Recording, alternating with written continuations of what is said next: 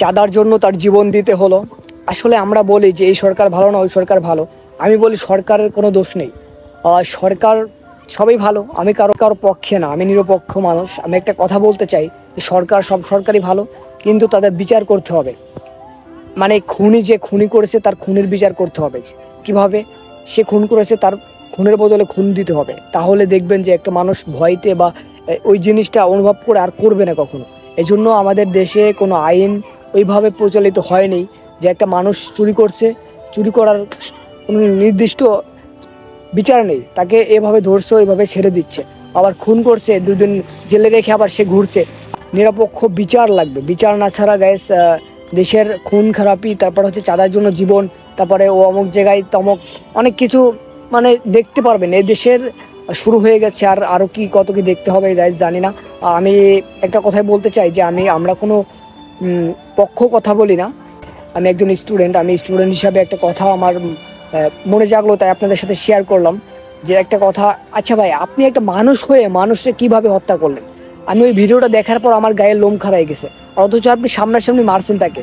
কিভাবে পারছেন ভাই? আমি এটা মানে কল্পনাও ভাবতে পারি না যেভাবে একটা মানুষকে দুনিয়া থেকে সরাই দিতে পারেন পাথর মেরে, তাও চাঁদার জন্য।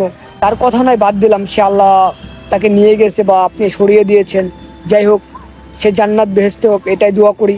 তার পরিবারের কথা একটু ভাবেন, তার পরিবারে অনেক ফ্যামিলি মেম্বার আছে, ভাই বোন এবং ফ্যামিলির বাপ মা। তো তারা আসলে কি করবে? তাদের জীবনটা কিভাবে চলবে?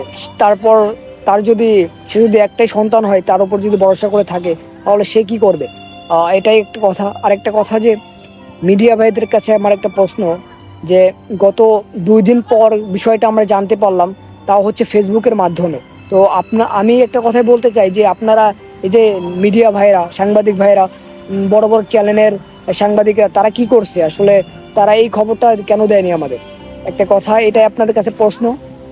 একটা কথা যে এই সরকারের কাছে আমার একটা আবেদন থাকবে বা একটা বার্তা থাকবে যে এই দেশের খুন খারাপি বা মানে নির্যাতন বা অনেক কিছু আইন এখনো ভালো করে পাস হয় নাই।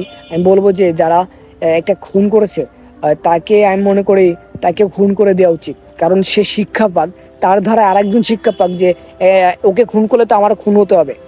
এরকম একটা আতঙ্ক থাক, যেরকম ওর হাত ভেঙে দিলে আমারও হাত ভাঙতে হবে, ভেঙে দিবে, বা এরকম একটা আতঙ্ক যদি আপনারা একটা বিচার করেন, তাহলে হয়তো এই দেশে এইভাবে আমার ভাইরা চলে যাবে না।